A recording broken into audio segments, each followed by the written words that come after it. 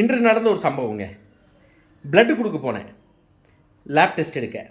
Before fasting, after fasting. Blood எடுக்கிற அம்மா வந்து, சார் என்ன சார் பிளட்டே வர மாட்டேங்குது, நைட் தூங்கலையா நாங்கள் ஒழுங்கா?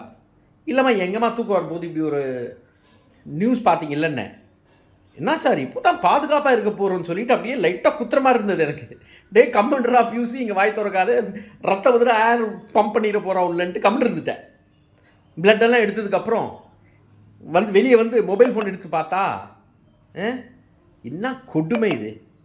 தாவேகா நிர்வாகி ஒரு 10 வயசு சிறுமியை வந்து பாலியல் இது பண்ணியிருக்கான். இப்போ ராயபுரம் ஸ்டேஷனில் அரெஸ்ட் பண்ணியிருக்காங்க. இல்லைங்க, எல்லாம் மொல்ல மாதிரியும் ஒரு கட்சியில் இருப்பான். மொல்ல மாதிரினாவே கட்சிக்கு தான் போய் சேருவான்.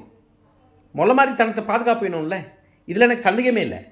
ஆனால் கட்சி மொல்ல மாதிரி தனத்தை கண்டுபிடிச்சதுக்கப்புறம் என்ன பண்ணுது, அதான் கேள்வி. ரைட்? அண்ட் ஒரு கட்சி எப்படி வடை சுடுது, அதான் கேள்வி. இந்த பாலியல் உமன் சேஃப்டின்ட்டு விஜய் என்ன வேணா வடை சுட்டுருக்கா. அப்படி நாங்கள் வந்தாலும் நல்லா இருப்போம் நல்லா இருப்போம் நல்லா இருப்போம்.